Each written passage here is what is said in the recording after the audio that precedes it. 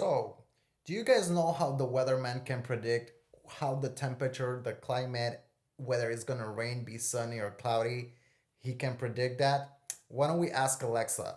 Alexa, what's the weather like in Fort Lauderdale, Florida? Right now in Fort Lauderdale, Florida, it's 69 degrees Fahrenheit with cloudy skies. Tonight's forecast has cloudy skies moving in and out, with a low of 67 degrees. So see how she said clouds moving in and out, and she can predict all that. Well, guess what? What if I were to tell you that you can predict your own forecast and your own weather as to what's gonna happen in your life? Stay tuned. Stay tuned. So just like we ask Alexa as to like what's the weather gonna be like in Fort Lauderdale, Florida, which is where we live, right? Well, at least both of us. Yes. And she was able to tell us that it's partly cloudy and blah blah blah. Well, it's the same thing with your life. If you make poor choices today, guess what's gonna happen in your future forecast? You're gonna have bad decisions lead you to bad habits. They lead you to bad things. Good decisions lead you to good habits and lead you to positive and good things. So guess what? What I'm trying to tell you is that you hold the control of your life in your hands. And we're going to explore a little bit about decision making because honestly, even Superman has to make decisions. That's why I'm wearing my little Superman shirt. Sure, Right? you are. By the way, that's my work nickname. People who follow me on my social media, they saw how they call me Superman. I'm gonna have a We'll talk leave at it, work. we'll have that topic for some other day. But what I'm trying to say is like even Superman has to be like, well, who do I go save first? Do I go save the child and the lady, or do I save the gentleman in that car? Let me go save the child and the lady first. He gathers his facts.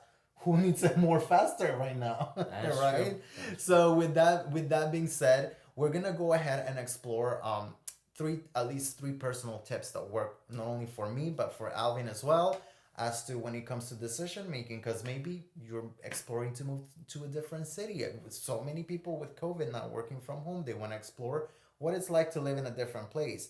Maybe you're moving from work positions. Maybe you are trying to make a decision whether or not should take the next step in your relationship and move to marriage or whatever the case might be, Or get to a relationship. or get to a relationship.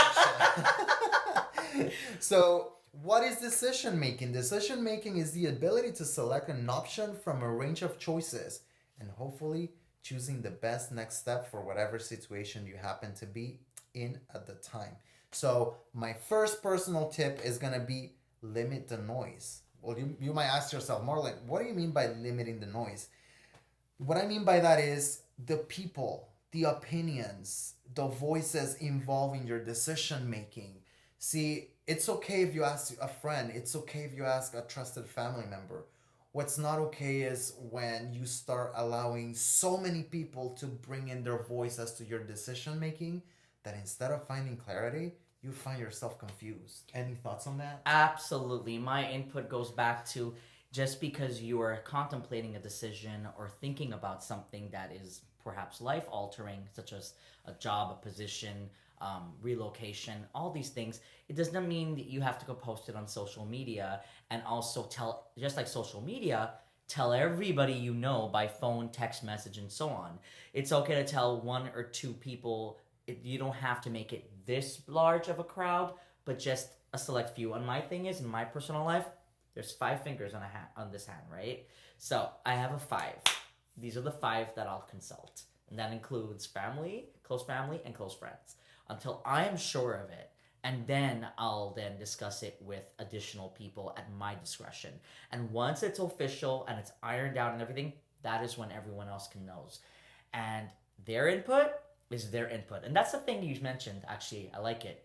You said, advice. Advice is advice. If you're going to ask, you don't have to like it. Advice is advice, but you should be mature enough to say, if I ask for it, let me receive the feedback. What you do with it is your decision. And you could simply say, I appreciate the feedback. That is your input. And that's it. But obligation, no. When it becomes frustrating for the other person is if I keep asking you, Marlon, same issue, same thing, and it's over and over. Eventually you're going to say, Alvin, how many times are you going to ask me the same thing? Clearly you're not listening to what I'm saying, so please think about what I'm saying because it's kind of like insulting me. So that's where I go with that. Take it from there. Yeah, so with that being said, that will be the tip number one. Just limit that noise, guys. Know who you should be asking advice from, who you can actually listen, and the people that don't matter, honestly, they're just noise. So just shut them down. Not that way. the Thank next you. the next tip that I will say is gather the facts. Let's say if it's a certain job position that you're pursuing, well, gather the actual facts of that job position. What is the pay? What does that position require me to fulfill as far as job duties? Will I be, what will my hours be like? Will I be content with those hours? If it's a city that you're moving to, gather the facts of that city. How many people live there? What's the, even heck, even what's the crime rate of that city, right? You want to gather actual facts. Don't go based off what people tell you, go based off facts. So facts. Very important. What do you think about that? And your gut. Your gut is so important. If something up here is telling you no, it's worth exploring. Because sometimes something that you push away and it keeps coming back and it's bothering you, it's probably a legit reason to explore. So, just like Marlon described, all those scientific, all those stats, goes back to stats again. See, students, please pay attention in school. But stats are important because, like, I went through all that entire process when I relocated here, and I was choosing very specifically where I was going to live, how, and so on and so forth.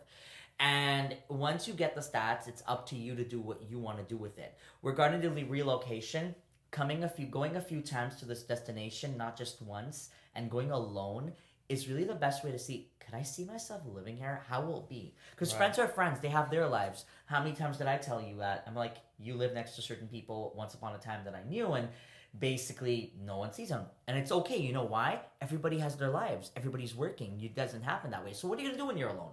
So test drive. Test drive the new location. Test drive the new job if you can. The potential opportunity. Go from there and see.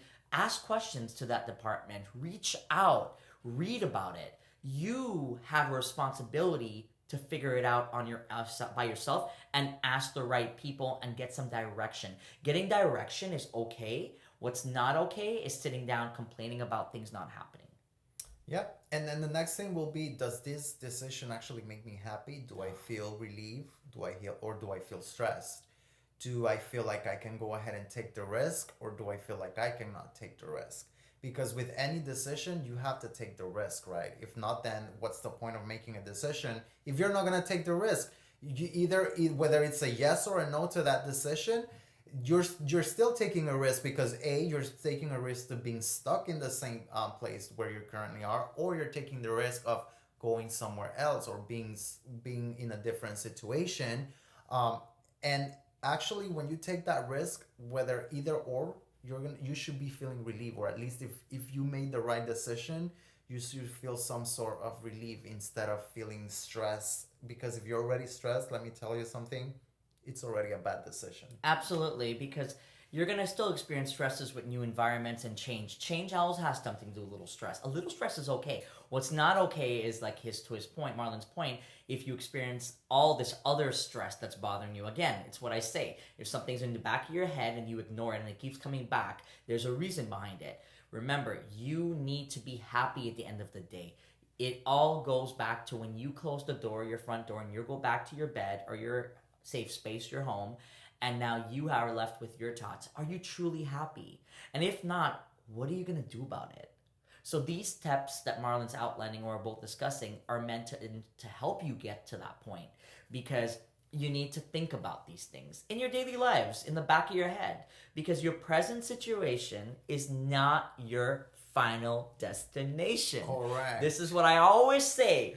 Just because you are where you are now in whatever respect, whether it's a job, a location, nothing is forever.